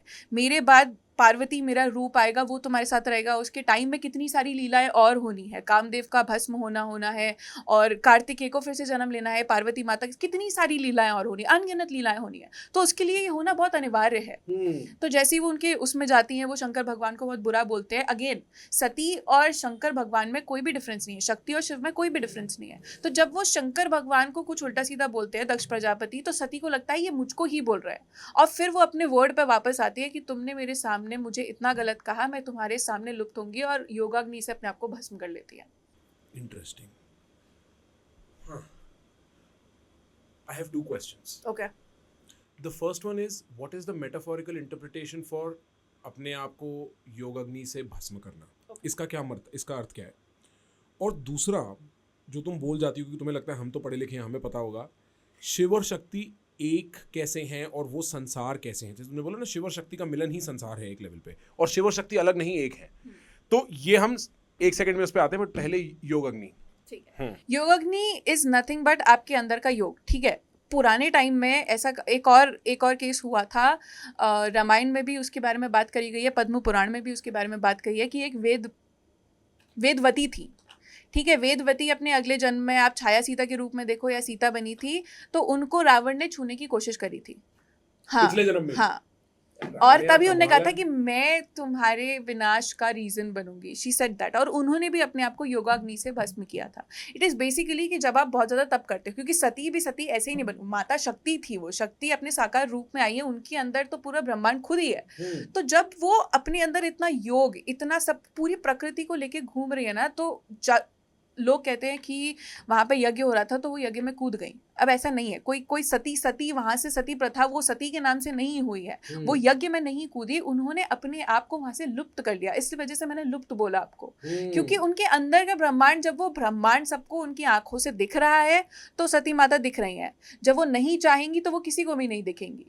तो उन्होंने अपने योग से ही वो जो साकार ब्रह्मांड सबको दिख रहा है, 2 हाथ 2 पैर सब दिख रहे हैं, उन्होंने उस चीज को वहीं की वहीं खत्म कर दिया कि मैं अपने योग से एक निराकार स्वरूप फिर से धारण करके एक नया जीवन लूंगी।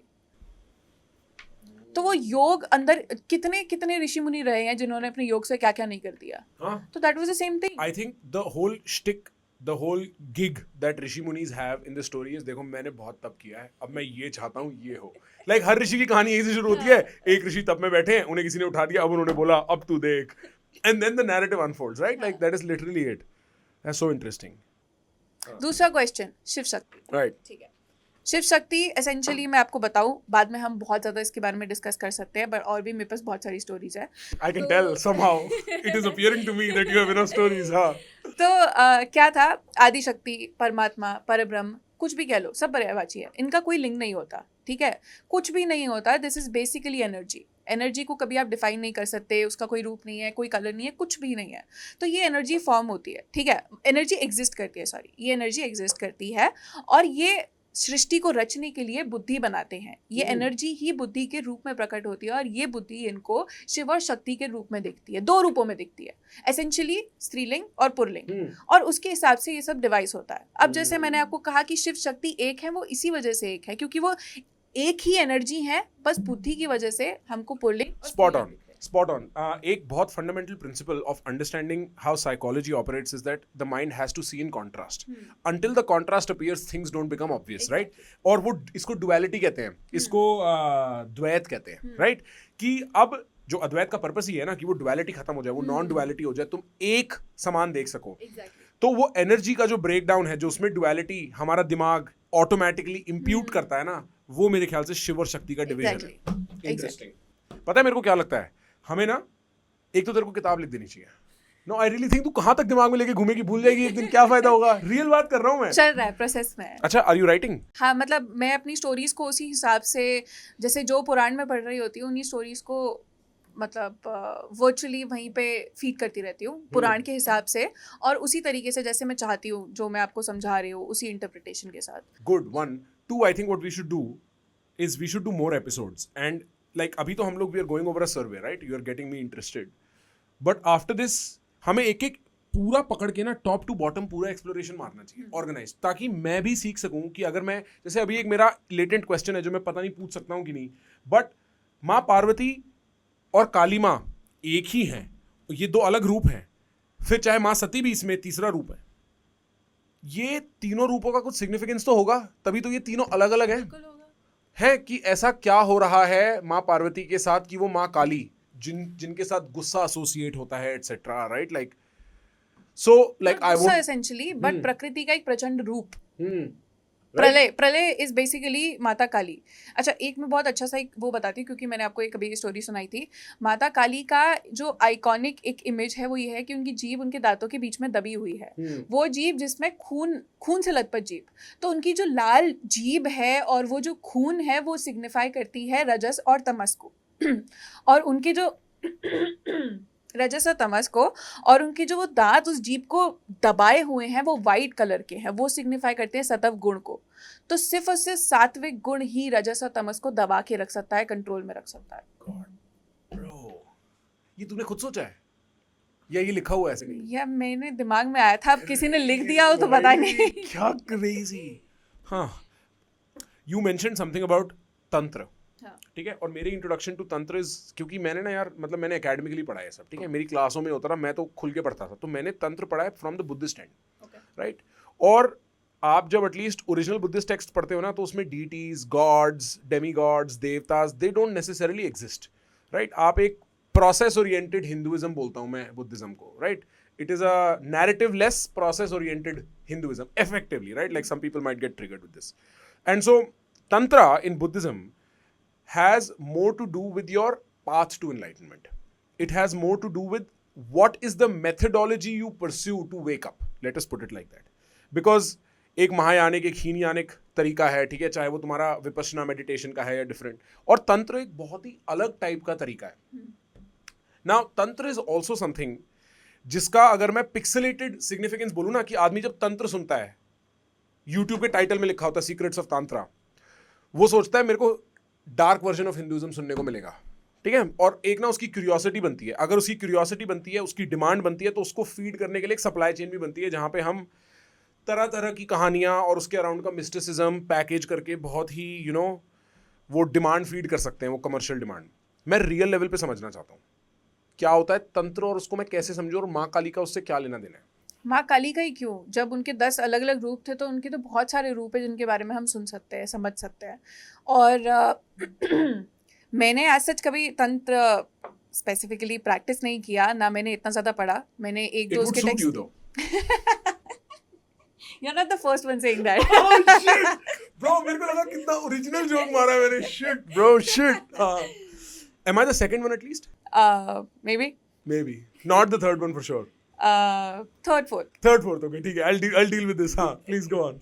तो मैं इतना टेक्निकलिटी के साथ सही से बोलूँगी कि नहीं बता पाऊँगी उस बात को कि तंत्र का क्या सिग्निफिकेंस है, कैसे है, बट मैं इस बात को इससे ज़रूर पोर्ट्रे कर सकती हूँ कि क्योंकि भगवान एक थे, स्टार्टिंग में एनर्जी एक थी, परमात्मा, परब्रह्म, आदि शक्ति, सब कुछ एक था, और उन्होंने उस बुद्धि की वजह से उनको अलग अलग रूपों में देखना शुरू किया कि अगर हमारे अंदर बहुत ज़्यादा एक डिटैचमेंट वाली फीलिंग बढ़ती है तो हम शंकर भगवान को पूजना शुरू कर देंगे, क्योंकि शंकर भगवान भी पूरा उसका ही प्रतिरूप है। अगर हम इस माया में रह कर सब कुछ देख दाख कर फिर भी उससे डिटैच रहना चाहते हैं तो हम कृष्ण भगवान को पूजते हैं। Exactly why I love him. Yes. ठीक है।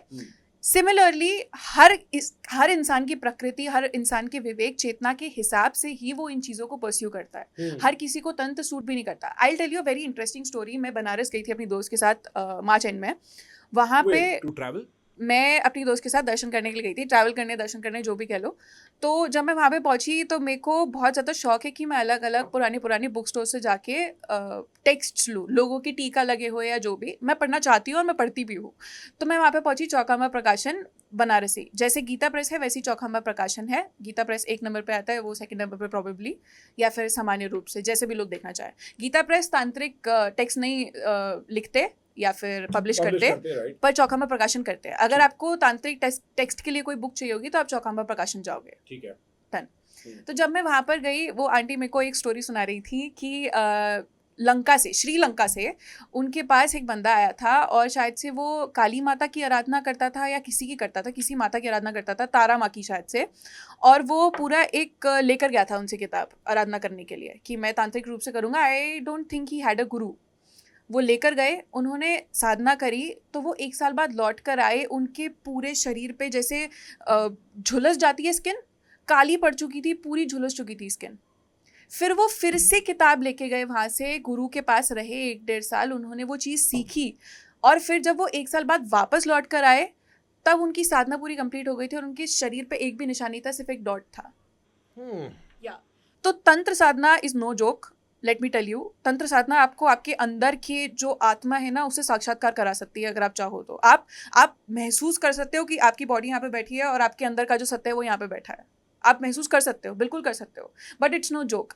आपको बिना किसी गाइडेंस के मैं कभी भी नहीं बोलती। लोग मुझसे कहते हैं कि आप हमें कोई मंत्र बता दो जो आप करते हो। मैं नहीं बता सकती। जो मेरे लिए सिद्ध है, जो मेरे लिए काम कर रहा है, वो आपके लिए बिल्कुल भी काम नहीं करेगा। ये मैं लिख के दे सकती हूँ, कर जाए मे बी, श्योर, बट मैं इस बात की रिस्पॉन्सिबिलिटी नहीं लेती। ना मैं लोगों को बोलती कि आप ये करो या वो करो। मैं लोगों को स्तोत्र सुनने के लिए बोलती हूँ ताकि वो उनके सबकॉन्शियस में बैठे, अष्टकम सुनने के लिए बोलती हूँ, भजन सुनने के लिए बोलती हूँ, पर मैं कभी भी किसी को कोई भी मंत्र नहीं बोलती, क्योंकि बिना किसी गुरु के गाइडेंस के आप तंत्र में घुस ही नहीं सकते। और इसमें प्रकृति वाले गुरु काम नहीं करेंगे। आपको एक गाइडेंस बताने के लिए चाहिए होगा कि ये सामग्री अगर लग रही है, ये अगर तुम्हें मुद्रा लगानी है तो ऐसे ही लगानी है। There is no scope of क्या कहते हैं उसको, गलती का कोई स्कोप नहीं है उसके अंदर कि अगर इतना करना है तो इतना हो गया, तो कोई वो नहीं है। हाँ, तो गलती मतलब भारी पड़ेगी। हाँ, वो अंकल, वो साक्षात एग्जाम्पल थे। वो अंकल, वो आंटी मजाक थोड़ी ना कर रही थी। वो अंकल आए, उनकी साधना गलत हुई क्योंकि उन्होंने चौड़ में कहा कि हम कर लेंगे भैया, हम साधना करेंगे। Bro, this uncle needs to chill out, bro. All this Uncle, I'm sorry if you are uncle watching. वहाँ देख रहे हैं अपने डॉट के साथ, अंकल कह रहे देख ये लड़की, ये पाखंडी। I'm sorry if it uncle को पर्सनली offends लग you, रहा होगा, वो uncle. तंत्र कर चुके हैं। हाँ। If it offends you, uncle, but that was no joke. साधना उल्टी पड़े तो आपकी जिंदगी ऊपर से नीचे हो सकती है। काफी ज्यादा लोग जो तैयार नहीं होते, जो इसमें कूद पड़ते हैं कि लोगों को लगता है कि हमें ये सूट करेगा, पॉसिबली वो लोग बहुत ज्यादा मेंटल प्रॉब्लम से, काफी ज्यादा चीजों से जूझते भी हैं। ऐसा मैंने देखा है। जो लोग तंत्र करते हैं, अगर उन्हें सूट नहीं किया, उन्होंने बिना किसी गुरु के गाइडेंस के, बिना किसी जाने पहचाने चीज करी, तो they can land up in a world of I don't know what. Pain, the word is pain, destruction, self emulation. बहुत बहुत छोटी चीजें हैं ये सब। वो इससे ज्यादा क्या बड़ा होता है यार पेन से? Like what is worse? भाई ये तो मेरे को डरा रही है, बता ना, हंस क्यों रही है? पेन से ज्यादा लोगों को मैंने सुना है, मैंने देखा है, I have met these people, उनको लोग दिखाई देने लगते हैं, उन्हें आत्मा ही दिखाई देने लगती है, और ऐसा होता है। they'll just point at some random direction and they say वहाँ पे कोई खड़ा हुआ दिख रहा है तुमको, मुझे दिख रहा है। अब तुम उनको कुछ भी मान सकते हो, तुम उनको मान सकते हो कि इन्हें सिद्धि प्राप्त हो गई है तभी इन्हें दिख रहा है, या फिर इनकी तन साधना अलग हो गई है। और ये एसेंशियली कैसे पता चलता है? अगर वो इंसान हमें डरा नहीं रहा है कि देखो वहाँ पे कोई खड़ा है, वो हमें खा जाएगा, तो नहीं। बट अगर वो इंसान ये कह रहा है कि वो वहाँ पे खड़ा है, वो हमें मारने के लिए वहाँ पे खड़ा है, ये मेरी जान ले लेगा, तुम्हारी ले लेगा, खराब हो गई साधना। क्योंकि सत्य आपको कभी खाएगा नहीं, सत्य आपको कभी निगलेगा नहीं, ना किसी को हार्म पहुंचाएगा। दैट्स व्हाट सत्य इज। सत्य इज द अल्टीमेट ट्रूथ। और अगर वो अल्टीमेट ट्रूथ किसी के लिए, किसी की जान पे भारी पड़ रहा है, तो वो सत्य तो नहीं हो सकता। तेरे को बताऊं एक बात मैं, this is kind of strange. मेरे को पता भी नहीं है अनइमोशनल होके कैसे एक्सप्रेस करूं। मेरी लाइफ में I have met so many individuals. It is beyond acceptable for a man to go from the age of 18 to now 28 and meet over 8-9 individuals who are seriously affected with bipolar, schizo. Like, you know, I have lived with these people. Some of them have been very close friends. I have seen them go through this. Some of them have been random encounters. Some of them, like, I cannot go into detail enough. मैं बहुत ध्यान से schizo देखा है, बहुत ध्यान से। मेरा एक रूममेट होता था, इश्ता, मेरा पहला रूममेट न्यूयॉर्क में, उसको लगता था वो कल की अवतार है। और एक दिन नहीं, 2 दिन नहीं, वो पूरा दिन। आज भी उसको मैं फोन करूंगा ना, वो अभी इंडिया में ही है, मैं उसे बोलूंगा भाई कैसा है, बोलेगा मैं कल की हूं। वो लिटरली, और उसके कंसेप्शन ऑफ बीइंग कल की में ये नहीं है कि मैं सुपीरियर हूं तुम इंफीरियर हो। It does not come from that. He gets into very weird philosophical angles, हम सब कल की हैं, this that kind of stuff, and वो उसको एम्बिगुअस बना देता है। बट मैंने बहुत फुटेज भी देखी है ऐसे लोगों की जो स्किज़ो होते हैं। एंड इनफैक्ट साइकोलॉजी में it's a known fact that schizophrenics और उनकी जो फैमिली आसपास होगी जो स्किज़ोफ्रेनिक नहीं होंगे, उनका creativity quotient, openness to experience, ये सारे कोशेंट्स बड़े हाई होते हैं, that they are far more imaginative, right? And so one way to look at schizophrenics is that they're the epicenter of imagination, such that the imagination is coming to haunt them in some way. बिल्कुल। And very often you'll find tapes of schizophrenics talking about their experience, and sometimes it's not paranoid. Sometimes it has nothing to do with ये मेरे को consume कर जाएंगे. It is still to a fault क्योंकि वो अपने day to day operation में इतनी mistakes make करेंगे because of. But the idea that schizophrenia is एक substrate dependent brain chemistry में आगे पीछे कुछ हो गया है has never quite 100% fit with me. See, I'm not saying mental health is not real and mental health and spirituality are somehow tied. That's not the case I'm trying to make. I'm trying to talk about the weird similarities that you find in sort of these situations. जैसे मैंने आपको कहा कि लोग अपनी प्रकृति के हिसाब से सत्य को देखते हैं, किसी भी रूप में, कैसे भी। अगर आप एक एथीस्ट हो, आप भगवान में नहीं मानते, तो आप उसको एक साइंस का टर्म देते हो। बट अगर आप भगवान में मानते हो, चाहे वो किसी भी रूप से मानते हो, तो आप उसको उसका रूप देते हो। अगर आपने देखा है कि उसने भगवान को किसी रूप से अपने आप को समर्पित किया है, अगर वो स्पेसिफिकली तन साधना करा हो और उसको वो चीज़ हॉन्ट कर रही है, तो आप उसको वो नाम दोगे। बट वहीं पे जो चीज़ वो हो रही है, तो आप उसको वो नाम दोगे। इसमें कोई डिफिकल्ट बात नहीं है। It's just a matter of life style, it's just a matter of उनका उनकी खुद की प्रकृति। I think between your said philosophy, जो तुम एक्सप्रेस करते हो, ये मेरा फिलोसॉफिकल पोजिशन है, एंड योर लाइफ एक्सपीरियंस, एक लेयर होती है ख्याल की। इस ख्याल को लोग बहुत कैजुअली डील अवे कर देते हैं। ये आपकी एक सेंस में मेटाफिजिक्स होती है। आप दुनिया, आपकी दृष्टि के फाउंडेशनल प्रिंसिपल क्या है कि अगर ये चीज गिरती है तो ये ग्रेविटी की वजह से गिरती है कि या क्योंकि भगवान ने कहा इसलिए गिरती है, राइट? और इस लेवल पे हम बहुत सारे unsaid, unexplored, assumed philosophical positions लेते हैं that then inform our worldview. And you know, when people say Hinduism is not a religion, it's a way of life. Well, the Jews say the same, the Christians say the same, the Muslims say the same, the Zoroastrians say the same. It's religion operates at that assumption level. यहाँ पे religion की अकलमंदी, religion की wisdom, religion के तौर तरीके, उसके narrative fit होते हैं और यहाँ से आपका वर्ल्ड व्यू क्रिएट होता है। तो अगर आप इंडिया में पैदा हुए हो और आप हिंदू पैदा हुए हो, आप अपना धर्म बदल के देख लो, आपकी जो धर्म आकांक्षाएं हैं ना वो नहीं बदलेंगी। मैं अपनी गर्लफ्रेंड से बात कर रहा था, क्रिश्चियन है, and I like the fact that she is into God, right? She is about that attitude. And वो ना, अच्छा ठीक है, एक तो वो क्रिश्चियन है, दूसरा वो मैक्सिकन है, और Mexicans were not Christians until the Spanish invaded ना, उससे पहले वो पेगन थे। तो मैक्सिकन कल्चर में जो क्रिश्चियनिटी है वो बड़ी हिंदुइज्म स्टाइल क्रिश्चियनिटी है, to put it in some वे। उनके यहाँ मूर्तियां होती हैं, राइट? वो उसकी पूजा करते हैं, उनका एक डे ऑफ द डेड होता है, राइट? वो मेरे साथ हैंग आउट करने लगी, धीमे धीमे धीमे करके ना उसकी जो ख्याल थे वो कर्म, रीबर्थ और इसकी तरफ जाने लगे। तो हमारा एक दिन बड़ा आर्ग्यूमेंट हुआ। बोला, तू बोलती तो है तू क्रिश्चियन है, बट अगर मैं तेरी मेटाफिजिक्स एक्सप्लोर करूं, सारी तो हिंदू है, मान जा तू हिंदू है, ठीक है? तो मैं तो मजे ले रहा था। पहले तो वो एकदम वो हो गई कि यार तू मेरे कैसे रिलीजन पे आ रहा है। 2, 4, 5 दिन बाद she was like, you know what, I see the sense in what you are saying, that there is this invisible layer of ideas that I have about how the world operates, and on that level, even though my explicit God may be Yahweh, even though the prophet for me might be Jesus, the substrate of my thought, the place, the ground, the soil where it begins to blossom is very Hindu. And I said, it's not necessarily Hindu, it is, to my understanding, and you know, I am fairly atheistic, I think it's just true. Like, I think the idea कि कई रूप हो सकते हैं, कि कई तरीके, कई रास्ते हो सकते हैं, राइट? और उन रास्तों के अलग अलग, जैसे बोला ना, मर्यादा पुरुषोत्तम है राम, आप परफेक्शन ढूंढ रहे हो। अगर आप वर्ल्डलीनेस ढूंढ रहे हो और वर्ल्डलीनेस में एक डिटैचमेंट ढूंढ रहे हो, तो आप कृष्ण के पास जाओगे। अगर आप कंप्लीट डिटैचमेंट ढूंढ रहे हो, आप कैलाश पर्वत पे बैठ के संन्यास लेना चाहते हो, तो आप शिव ढूंढ रहे हो। It just sounds very obvious to me, maybe that is my bias, but my question is, after this very long rant, my question is, if somebody had to begin their exploration, right? Because the purpose of this was to get people interested, for people to have a bite, for people to have something to look forward to. आज इनको सुन के कान खुले होंगे, खुले हैं कान, दिमाग लगा है, आज बत्ती ऑन हुई है, अंश कह रहा है हाँ, right? Where do they begin their self journey? Where do they begin their exploration? ठीक है। सबसे पहले मेरा कोई किसी चीज़ के प्रति इन्वॉल्वमेंट या वैसा कुछ नहीं है, बट जो भी मेरे पास आता है इस क्वेश्चन के साथ, बहुत सारे ऐसे वो आते हैं कि मैम हम भी ये करना चाहते हैं, हम भी इसमें बहुत इंटरेस्टेड है, हम क्या करें? मैं सबसे पहले ना उनको बोलती हूँ कि ऑटोबायोग्राफी ऑफ अ योगी जाके पढ़ो। अच्छा, सबसे पहले बोलती हूँ, हाँ जी, सबसे पहले बोलती हूँ।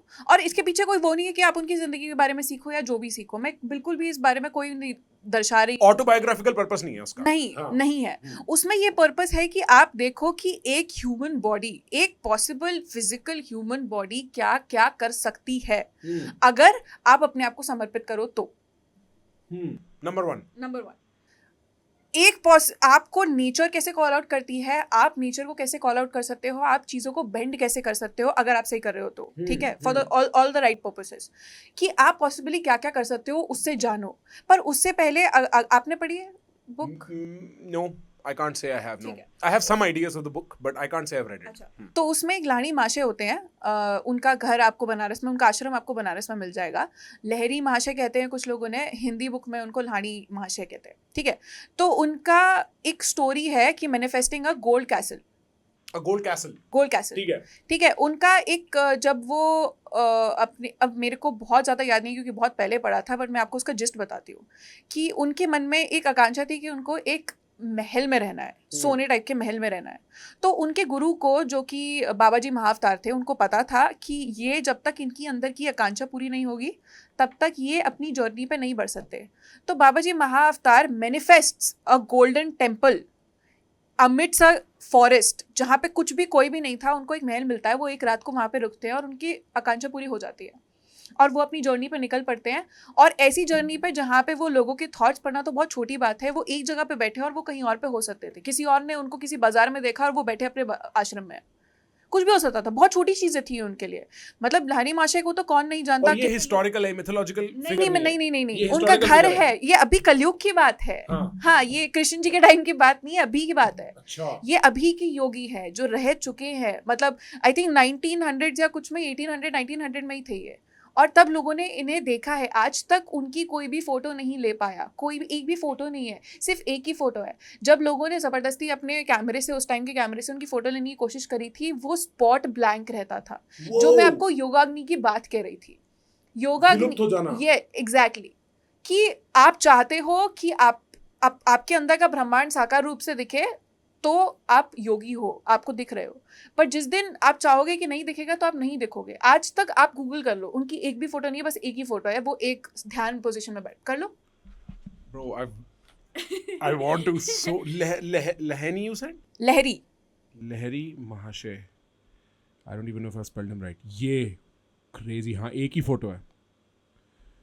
Shyama Charan Lahiri, best known as Lahiri Mahashay, was an Indian yogi and guru who founded the Kriya Yoga school. He was a disciple of Mahavatar Babaji. 30th September 1828. Died 26th September 1895.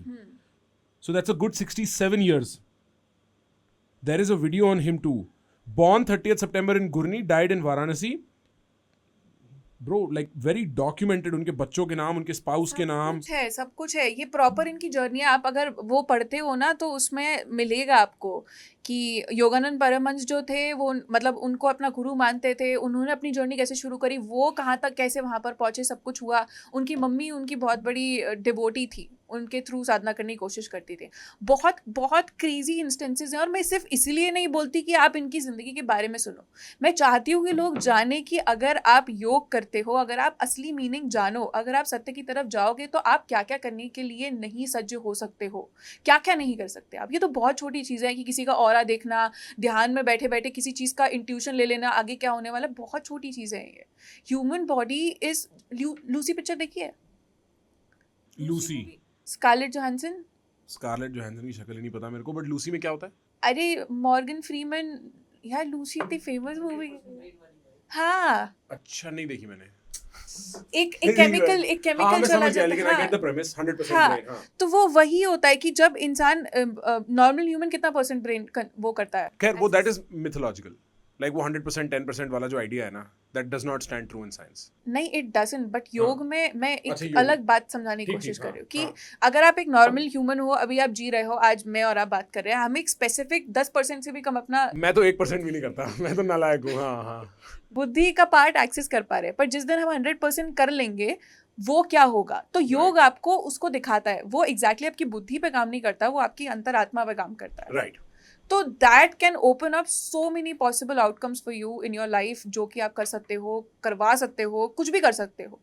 That's why I always ask my, जो भी मेरे को reach out करते हैं followers, कि पहले आप जाकर वो बुक पढ़ो। ठीक है, नंबर 1, देन नेक्स्ट 2। उसके बाद list out all your problems, ठीक है? और ये एक लोगों का जीवन बीत जाता है अपनी प्रॉब्लम्स को लिस्ट आउट करने में, क्योंकि उसके लिए ना सेल्फ एनालिसिस नाम की एक ट्रेट चाहिए होती है। हाँ, अपने से वाकिफ होना होता है, अपने से। हाँ। जो यही तो जीवन का वो है लोगों का, कि अपने से वाकिफ होना है। कुछ लोग इतना ज्यादा सेल्फ एब्जॉर्ब्ड होते हैं जो अपने से वाकिफ कभी हो ही नहीं पाएंगे, वो दूसरों पे ही पिन पॉइंट करते रहेंगे, तूने गलत किया, but the actual thing is कि एग्जैक्टली ये 3 उंगलियां कहाँ जा रही है पहले ये देखो। सबसे पुरानी बात, राइट। तो दूसरी बात, अगर तुम उस चक्र से बाहर आ चुके हो, तुम्हें सेल्फ एब्जॉर्प्शन नाम की चीज से अब नहीं है ताल्लुक कोई भी, तो जाकर अपनी सारी प्रॉब्लम्स को लिस्ट आउट करो। उनमें से 60%, 75% ऐसी प्रॉब्लम्स होंगी जो कि बहुत मटीरियलिस्टिक होंगी और आप शू अवे कर सकते हो उनको। राइट। उसके बाद आप उन चीजों पे फोकस करो जो कि आपको डिस्ट्रैक्ट कर रही है, जो कोर इश्यूज है, जो कोर इश्यूज से भी पहले जो डिस्ट्रैक्ट कर रही है। ठीक है, छोटी मोटी चीजें कि मैं ध्यान करने बैठता हूँ तो बाहर है ना बहुत खटपट की आवाज होती है, ये कोई दिक्कत नहीं है। राइट, कोई दिक्कत नहीं है। जाकर एक स्टूडियो रेंट कर लो, वहां पे साउंड प्रूफिंग हो रखी होगी, बैठ जाओ। प्लगिंग कर रही है अपने स्टूडियो का। हाँ, राइट। 50 चीजें अंदर चले जाओ यार। एग्जैक्टली, कुछ भी कर लो, कान में ईयर प्लग्स लगा लो। हाँ, नॉइज कैंसलेशन हेडफोन आते हैं। मेरे पास कई लोग, मैं साधना करने बैठता हूँ, मेरी छोटी बहन कमरे को खोल के अंदर आ जाती है, भैया कमरा लॉक कर लो, कुंडी लगा ले भाई, कुंडी कर लो। तो इट्स लाइक कि इन प्रॉब्लम्स को 60-70% हटा दिया, 30% जो बचा उसमें से ये निकालो कि जो चीज़ आप इजीली सॉल्व कर सकते हो, जो आपको डिस्ट्रैक्ट कर रही है, उसका सोल्यूशन निकालो। उसके बाद आप अपने को जानो, और अपने को जानना ही एक एग्जैक्टली वो है। अब कैसे कि मैं एक बहुत ही छोटा सा, बहुत ही एक डियर वो है मेरी लाइफ का कि मेरी जो स्पिरिचुअल जर्नी थी वो एग्जैक्टली शुरू हुई थी 2019 जून में। मैं बनारस गई थी और वहाँ पे गौरी केदारेश्वर मंदिर है केदार घाट पे। वो आई थिंक दी ओनली और दी मोस्ट नोन अर्धनारीश्वर लिंग मंदिर है। उस लिंग में आपको लिटरली एक डिवीजन दिखता है जहाँ पे एक तरफ शिव जी को माना जाता है और एक तरफ पार्वती माता को, क्योंकि शिवलिंग एसेंशियली शिव जी है।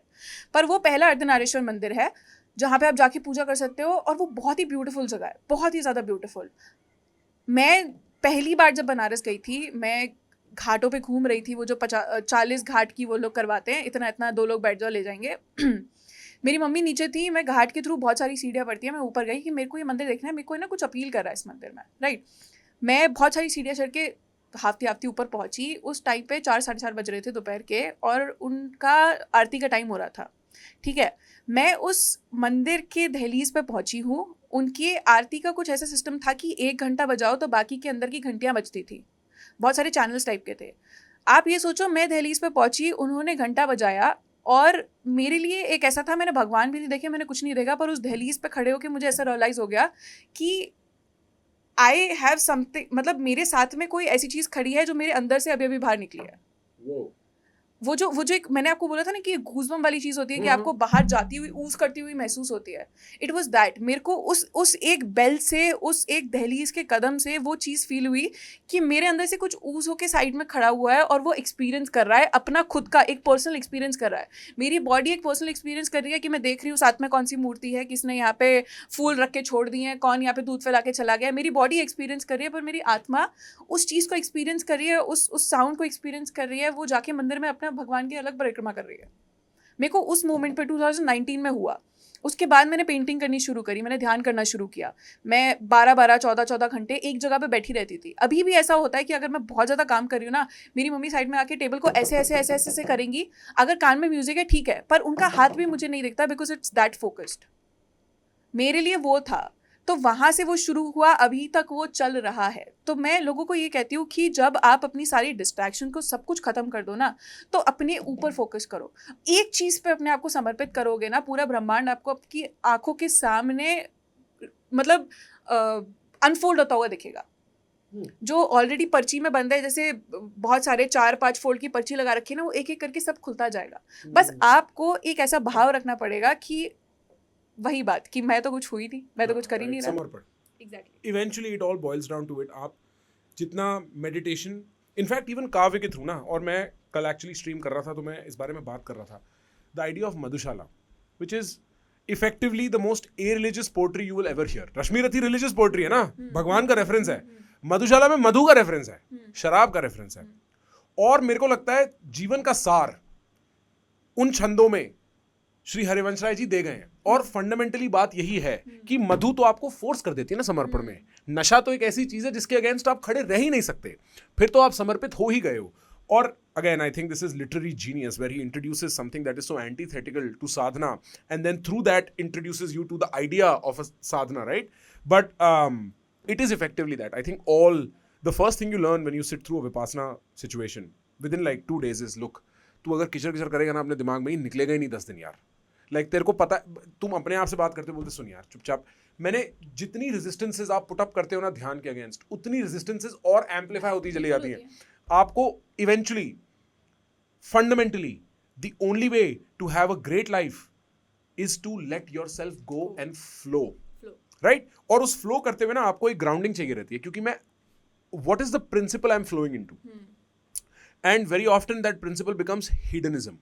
It becomes self-absorbed, self-obsessed, self-wandering about उस लड़की ने मेरे को मैसेज नहीं किया, मेरे को वो नौकरी नहीं मिली, मेरे पापा ने मेरे को ये बोल दिया, राइट? लाइक ये आदमी की कॉमन प्रॉब्लम्स के वेरिएशंस हैं। और हम फ्लो तो कर रहे हैं, बट हम फ्लो किस डायरेक्शन में कर रहे हैं भाई साहब? इस डायरेक्शन में फ्लो कर रहे हैं। और मेरे को लगता है उसी फ्लो की डायरेक्शन को जब आप एक भगवान का गाइडिंग प्रिंसिपल दे देते हो, एक नॉर्थ स्टार, एक ध्रुव तारा दे देते हो, तो आप ऑटोमेटिकली भक्ति में लीन हो जाते हो यार। वही भक्ति है बस। उसके बाद मैंने छोड़ दिया श्री राम पे, अब वो देखेंगे। और आई थिंक सारी कहानी वहीं से शुरू होती है। तो ऑटोबायोग्राफी ऑफ अ योगी, उसके बाद make a list of your problems, that goes through self awareness, cancel out all the nonsense because a lot of this is nonsense, then remove the distractions, and then probably what you're left with is what you begin exploring with, right? That would be the idea. मैं with education I always say, आपको मैं कुछ भी सिखा दूं, आप सीख ही नहीं सकते जब तक आप क्यूरियोसिटी का बीज अपनी जेब में लेके नहीं चल रहे। आपकी प्रॉब्लम्स आपकी सबसे इमीडिएट क्यूरियोसिटी है। अगर आपका मैथ का टेस्ट है तो आपको अंदर से क्यूरियोसिटी नहीं आने वाली यार, क्योंकि वो प्रॉब्लम आपकी नहीं है ना। बिल्कुल एग्जैक्टली। बट ये साइकिल बेटर है कि ये स्पीकर बेटर है कि ये माउस बेटर है कि ये गेमिंग कंसोल बेटर है, is automatically your problem, so you know everything about it, right? Learning occurs in the absence that curiosity creates, and without it it's just pointless. इसके बारे में भी एक स्टोरी मेरे पास। बताओ स्टोरी। कितनी देर हो गई? 122। ठीक है, नो प्रॉब्लम, ठीक है। we've got that. तो ऋषि कश्यप और दिति के 2 बेटे थे, हिरण्याक्ष और हिरण्यकश्यपु। हिरण्यकश्यपु वो नरसिंह भगवान वाले, सबको पता है उनकी कथा प्रहलाद होली, राइट? तो हिरण्याक्ष में वराह भगवान उनको मारने के लिए आए थे। वराह भगवान जब उन्होंने आधे बोर का सुअर का रूप रखा था और अपने सूंड पे उन्होंने धरती माता को भूदेवी को पानी से निकाला था, तो वराह अवतार में विष्णु भगवान ने हिरण्याक्ष का वध किया था। तो हिरण्याक्ष हिरण्यकश्यपु का छोटा भाई था। हिरण्यकश्यपु को जब ये पता चला कि विष्णु भगवान ने उनके छोटे भाई को मार दिया, तो Hiranyakashipu was full of himself कि मैं नहीं मानता, कौन विष्णु और कैसे मार दिया भाई इसने मेरे भाई को। वो चल पड़े, ठीक है, मैं विष्णु को आज के आज फेस करूंगा, we'll have a combat and I will kill him. That was his पूरा पॉइंट कि मैं निकल रहा हूँ यहाँ से। कथा बताती है, भागवत पुराण में कथा बताती है कि वो हर जगह, हर लोक में, सत्य लोक में, किसी भी लोक में भगवान के धाम पहुंच गए, कहीं पे भी उन्हें भगवान मिले नहीं। जैसे ही वो उनके धाम में वैसे पहुंचने वाले थे ना, भगवान ने एक छोटा सा रूप रख लिया था अपना, बहुत छोटा सा, मिनिस्क्यूल, विष्णु जी ने। जैसे ही हिरण्यकश्यपु उनके धाम में एंटर करता है, विष्णु भगवान उस छोटे से रूप में उनके नाक के जरिए उनके दिल में जाके बैठ जाते हैं। वो हिरण्यकश्यपु पूरी जगह, हर जगह भगवान को ढूंढता है, हर पॉसिबल जगह, हर नदी, हर तालाब, हर पहाड़, हर झील, हर जगह ढूंढता है, भगवान उसे मिलते नहीं है। एंड ही थिंक्स बहुत conveniently, he just seats back and says कि आई थिंक विष्णु जी है ही नहीं, खुद ही कहीं चले गए हैं और अब वो आएंगे नहीं वापस, and I can rule over this planet like I want to.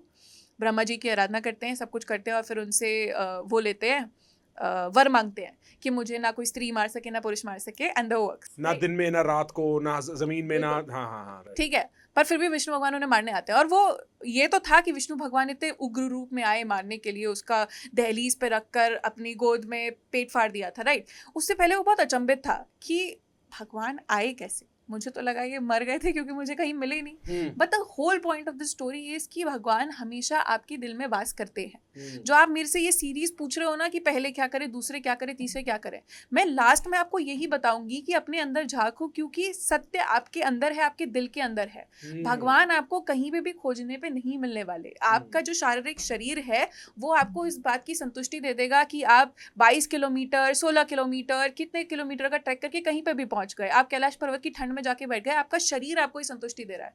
पर आपकी आत्मा आपको तभी देगी जब आप उस सत्य को जानोगे जो कि आपके अंदर ही आपको मिलेगा। Crazy. Are you fun at parties? Let's talk about it later. But thank you so much for doing this. This has been absolutely fantastic. I'm so glad we did this. Thank you so much. Okay. Yeah.